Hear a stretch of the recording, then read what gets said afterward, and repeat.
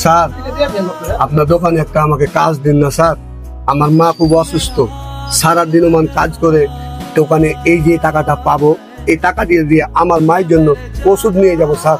আমার মা প্রচন্ড অসুস্থ। আমার দোকানে কোনো কাজের লোক লাগবে না, কাজের লোক আছে অনেক।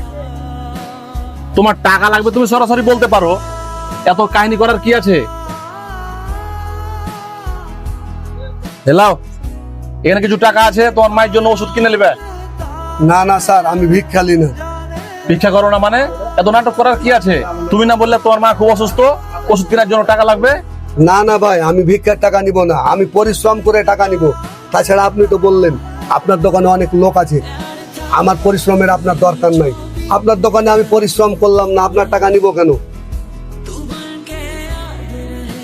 এই যে ভাই, তুমি একটু এদিকে আসো।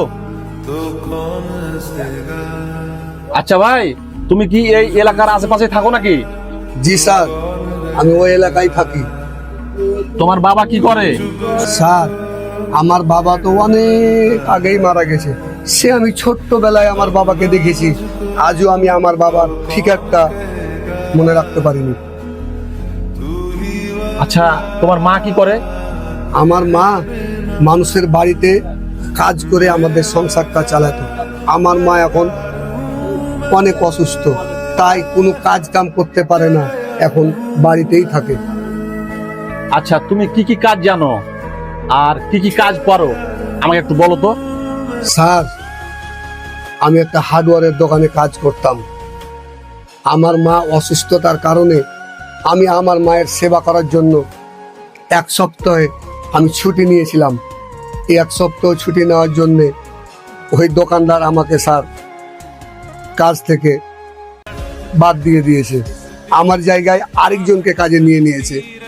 ও আচ্ছা, তার মানে তুমি হার্ডওয়্যারের দোকানের সবই কাজ জানো। এ আলমগীর, একটু এদিকে আসো।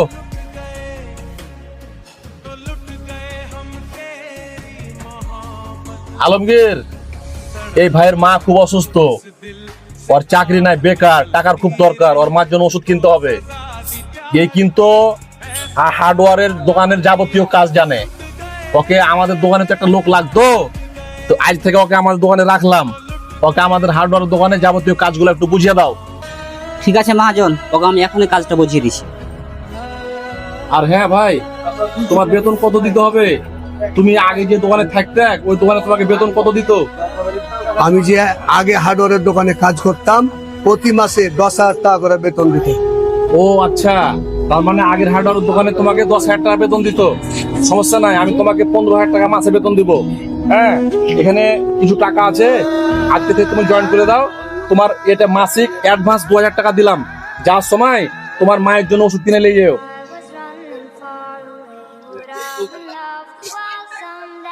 আর হ্যাঁ আলমগীর, তাহলে এই লোককে তুমি সব কাজ, দোকানের সব হার্ডওয়্যারের কাজগুলো বুঝিয়ে দাও।